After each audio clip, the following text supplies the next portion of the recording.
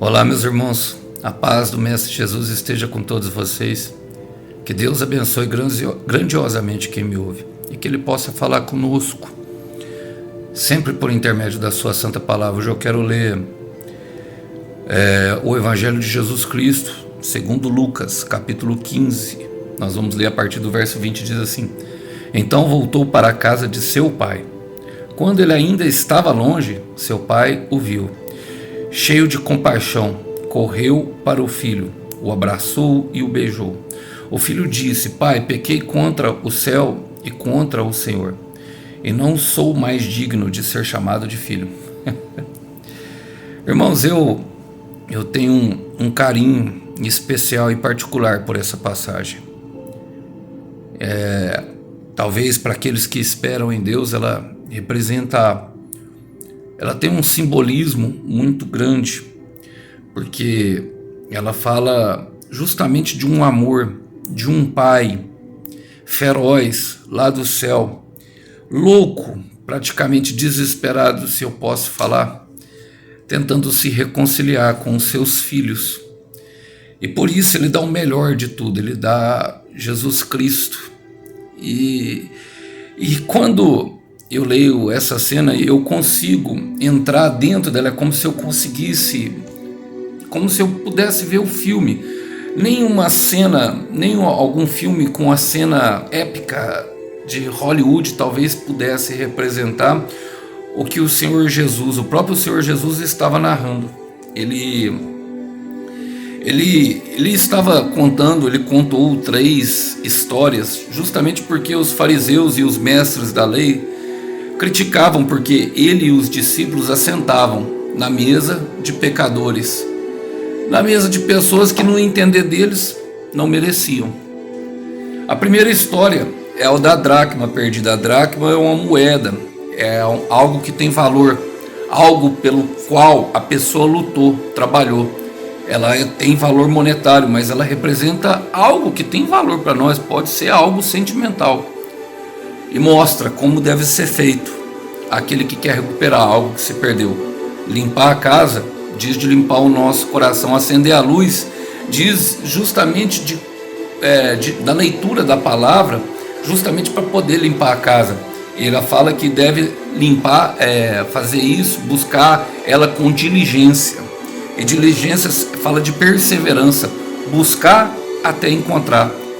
E logo depois mostra a figura do pastor com as suas 99 ovelhas e uma que se perdeu. Ali é a figura do Espírito Santo, do próprio Senhor Jesus, que é o pastor, mas hoje através do Espírito Santo, para as pessoas que se intercedem, que se perdeu de sua casa, um filho que foi embora, um esposo, uma esposa que não quis ficar mais, aquele telefonema que nunca esperamos, que alguém liga para nós e fala que não está mais feliz com a gente. E até diz que nos odiou, mesmo quando ainda nós amávamos, tentando fazer alguma coisa certa, às vezes por nosso erro, às vezes motivos e verdades, cada um tem os seus, meus irmãos. Eu não estou questionando isso, nem é do filho pródigo. A verdade é que em algum momento eles vão embora, por diversas razões. E o filho pródigo, por exemplo, é a representação nossa com o pai, mas que também pode ser aplicada nas nossas relações tranquilamente. A palavra fala que ele quer antecipar a sua herança, ou seja, ele de certa maneira até humilha o pai, matando o pai antes da hora, e parte para uma terra distante. A terra distante fala de nós, quando nós afastamos o nosso coração de Deus. Eu quero ler um versículo para vocês que está em Eclesiastes, capítulo 10, versículos 15. Fica assim, ó: O tolo fica tão exausto com o seu trabalho que nem consegue encontrar o caminho de casa. Assim somos nós. Quando queremos algo demais, aqui ele dá o exemplo do trabalho, mas a questão é que nós agimos como tolo. Quando resolvemos ir para longe da onde nós nunca deveríamos ter saído, que é o centro da vontade do Senhor. E às vezes perdemos a esperança, perdemos até mesmo a vontade, talvez, de de se relacionar com essa pessoa, mas Deus, ele é fiel, porque Deus do começo, meus irmãos, ele é um Deus de relacionamento, e ele sempre quis que as nossas relações não fossem partidas. Eu posso entrar aqui no âmbito, por exemplo, de que ele odeia o divórcio, sim, mas ele por vezes vai permitir, como é o caso aqui. Esse pai não queria que o filho fosse embora, mas ele resolveu ir, foi para uma terra distante, até que chegou um momento. Eu gosto aqui do versículo 17, fala, quando finalmente caiu em si. Esse é o momento, porque muitos de nós, meus irmãos, não queremos deixar ir. E o deixar ir é um ato de amor. O deixar ir é um ato que exige muito amor, porque, primeiro, nós queremos ficar perto de quem se ama, mas quando as pessoas não querem ficar perto de nós, é necessário respeitar o livre-arbítrio dela, respeitar a vontade dela. E por mais que entre na questão de estar opresso ou até possuído pelo demônio, essa questão de não se relacionar, o diabo pode até oprimir, pode até ter possessão, mas a questão da decisão sempre vai ser da pessoa.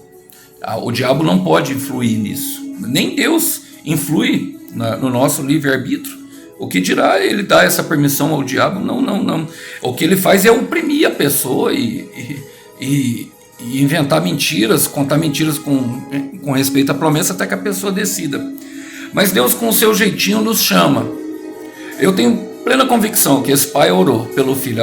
As únicas figuras do pai falam que ele dividiu a herança e depois essa parte que eu li. Mas eu quero ler um versículo com vocês que está em Isaías 48, versículo 17. Ela diz assim: assim diz o Senhor, seu Redentor, o Santo de Israel, eu sou o Senhor seu Deus, que lhe ensina o que é bom e o conduz pelo caminho que deve seguir. Agora, o que é bom? O que é que ele nos ensina que é bom? Eu gosto quando Paulo fala em 2 Coríntios, capítulo 5, versículo, meu irmão, se eu não me engano, 20, isso. Ele fala assim, agora, portanto, somos embaixadores de Cristo. Deus faz seu apelo por nosso intermédio. Falamos em nome de Jesus Cristo quando dizemos, reconciliem-se com Deus. Pois Deus fez de Cristo, aquele que nunca pecou, a oferta por nosso pecado, para que por meio dele fôssemos declarados justos diante de Deus. No versículo 18 fala assim, pois em Cristo Deus estava reconciliando consigo o mundo, não levando mais em conta o pecado das pessoas, e nos deu essa mensagem maravilhosa de reconciliação. Assim somos nós, meus irmãos. É o que eu estou falando. É uma luta desesperada. E eu sei que quem passa por isso é terrível, tanto como quem fica em casa, no caso do pai, como quem vai embora. Porque chega o momento de arrependimento, chega do caindo em si. Esse caindo em si é o mesmo caindo em si, quando Pedro nega Jesus 3 vezes. Jesus falou para ele, falou, ainda hoje, Jesus ele era a própria verdade. Ele era o próprio caminho, a própria vida, mas ele fala assim, em verdade eu vos digo, ainda hoje me negará 3 vezes antes do galo cantar. E quando o galo canta, ele lembra do cenário e a palavra cai, ele se entristece e vai embora. Volta a fazer o que fazia antes.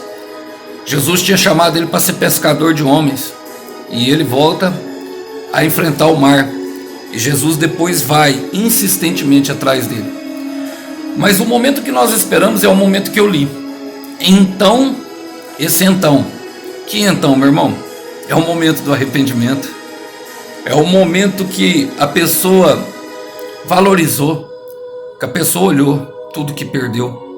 Irmãos, entenda que o deixar ir é deixar ir completamente. Eu tive uma dificuldade muito grande com isso nas minhas relações, em tudo aquilo que eu precisei deixar ir da minha vida. Nem tudo Deus vai trazer de volta. Eu não vou ser mentiroso para vocês. Se você tem uma promessa de Deus, e eu não quero aqui apagar a chama da promessa, meu irmão, lute ardentemente pela sua promessa. Mas uma das características da promessa é que ela vai aumentar a sua intimidade com Deus. Se você não está aumentando a sua intimidade com Deus, provavelmente você pode estar ouvindo a voz do próprio ego. E é melhor você ouvir isso, que fira o teu coração agora, mas que você caia na real, porque Deus não restaura tudo. Não é tudo que Ele quer. Algumas são promessas. Em 1 Samuel capítulo 16, versículo 7, fala que Deus não vê como um homem vê, mas ele olha para dentro do coração. Então, quando ele olha para dentro de um coração de uma pessoa, ele sabe se ela vai se arrepender, como era o caso do filho pródigo. Por isso ele se pôs a esperar. Eu tenho certeza que esse pai orou. Então nós esperamos. Então é aquele momento que todo mundo está aguardando um então na sua vida. Qual é o então que você tem esperado? Aquele momento então. Esse então parece que aconteceu tão rápido, né? Mas só quem vive uma espera prolongada sabe como é ardente a chama da aflição. Mas é nesse momento que nós percebemos e aprendemos a confiar em Deus, conversando com Ele, trazendo todas as nossas dores e angústias e Ele acalentando o nosso coração. Enquanto fala do outro lado também, quem você acha que fez cair em si? E a palavra fala assim, voltou para a casa de seu pai, ou seja, voltou para a casa da onde nunca devia ter saído. A palavra fala que ele, embora ele quisesse saciar a fome, fala ali no versículo, com as vagens dos porcos, ninguém lhe dava nada. É assim que o Senhor trabalha na vida de quem vai embora. Ele trabalha às vezes por meio da circunstância, às vezes ele entrega a pessoa ao pecado. Sim. Por exemplo, num caso de uma esposa ele vai entregar para uma pessoa, meu irmão, não se engane, vai entregar para uma pessoa e propriamente isso vai ser o juiz, porque a pessoa vai fazer comparação, ela vai se lembrar, como ele se lembrou na casa do meu pai. Na casa do meu pai, os empregados da minha casa, os empregados do meu pai estão comendo bem melhor que eu, é que ninguém me dá nada. Ninguém me dá nada. Ninguém. Aquele que abre a porta e ninguém fecha, que fecha, ninguém abre. Esse é o que tem as chaves de Davi, as chaves da morte e do inferno. Aquele que ninguém parou ele, nem a tumba, nem a cruz. Nada, nada, nada. É ele que tem a chave. Mas olha só, perceba a reação do pai, e agora eu quero chamar a atenção. Porque quando ele estava longe, seu pai ainda o viu. Ele ainda estava longe, mas já tinha arrependido. E às vezes fica com vergonha. Às vezes sente vergonha do que fez. Muitas pessoas sentem e não conseguem trabalhar. Irmãos, é nesse momento que nós devemos ter uma sensibilidade para o Espírito Santo. Em Romanos 8,14 diz que aquele que é nascido de Deus, ele anda pelo Espírito. O que é nascido de Deus, o Espírito seu guia. Olha o que diz no Salmo 32, versículo 8. Eu quero ler com vocês. Ele fala assim, é o Senhor falando, eu o instruirei e o ensinarei no caminho que você deve seguir. Eu o aconselharei e cuidarei de você. Em todo o processo ele está cuidando de um lado e de outro. Não se engane. Você sabe que está sendo trabalhado se você está crescendo e está amadurecendo. E isso te dá uma certeza de trabalho do outro lado. Mas perceba, o próprio Senhor Jesus, se eu não me engano, ele fala eu não sei se é Mateus 5 ou Mateus 6, ali no versículo 23 e 24, que uma pessoa que sabe que ofendeu a outra, ela deve deixar a sua oferta no altar e pedir perdão para ela. Meus irmãos, isso abre um precedente e às vezes quebra dentro do nosso coração algo que nós precisamos quebrar. Porque a pessoa que fica, talvez ela esteja sendo trabalhada por dependência emocional, carência e uma outra série de fatores, e a pessoa que foi no orgulho. Então, qual é a postura? É esperar. É esperar pacientemente até que haja um arrependimento sincero no coração. Nós conseguimos perceber através de algumas situações. Talvez a pessoa não vai chegar a pedir perdão de primeiro. Então, nesse caso, talvez você até possa, se o Espírito Santo assim lhe guiar, lembre, nós somos guiados pelo Espírito de Deus a fazer como o Pai fez. Quando ainda estava longe, o seu Pai o viu, cheio de compaixão. É assim, meus irmãos. Se tiver com raiva, se não tiver perdão, se não tiver, sabe, tudo aquilo que fez as pessoas se separarem, se o pecado ainda estiver ali, precisa ainda haver conserto. Não tem como ter volta, não tem como se ainda tiver. Tem que ter compaixão. Ele correu para o filho, o abraçou e o beijou. Irmãos, isso aqui, para o pai, que se refere aqui ao pai do judaísmo, era praticamente impossível. O pai era o exemplo de autoridade. Todos deveriam respeitar, ainda mais no caso de um filho que adquiriu uma herança fora de tempo. Era impossível mesmo desse pai desse pai correr atrás, mas o pai, ele se moveu por compaixão, e assim é Deus por nós, assim é Jesus, e assim, se nós somos como o mestre, devemos andar como o mestre andou. Filipenses 2,5: tendo o mesmo sentimento que Cristo Jesus, embora sendo Deus, humilhou a si mesmo, usurpando-se a sua divindade, negando a si mesmo, obedecendo até a morte, e morte de cruz, pelo que o Pai o exaltou com um nome sobre todo nome. Irmãos, se nós queremos andar como o mestre andou, devemos ter o mesmo sentimento de Cristo Jesus. E o Pai move de compaixão. O filho disse, e aquele que está lá, ele estava passando por um processo, irmão, e muitas vezes ele chega, ele pensa que está de um jeito, e na verdade às vezes está de outro. Olha só como ele começou, ele falou que aí em si, ele começou a pensar em si mesmo, foi nos pensamentos, houve uma transformação no pensamento. E quem gera transformação? Quem renova a transformação no pensamento para que possamos experimentar a boa, perfeita e agradável? É o Espírito de Deus. O Espírito do Altíssimo está trabalhando, mas olha, ele tem uma perspectiva errada. Pai, pequei contra você e contra o Senhor, e não sou mais digno de ser chamado de filho. Às vezes volta com tanta vergonha, com tanto receio, que esqueceu a própria identidade. Não é servo, é filho. Eu quero falar, não é servo, é filho. Não é servo, é filho. Não é servo, é filho. Eu estou pregando aqui para alguém que está com vergonha de fazer o que é certo. Não é servo, é filho. Não é servo, é filha amada, menina dos olhos, a quem o pai cuida com zelo e com carinho. Pode ter passado por diversas situações, mas ainda é filho. E o pai, no entanto, disse aos servos: depressa, tragam a melhor roupa da casa, que significa que está perdoado.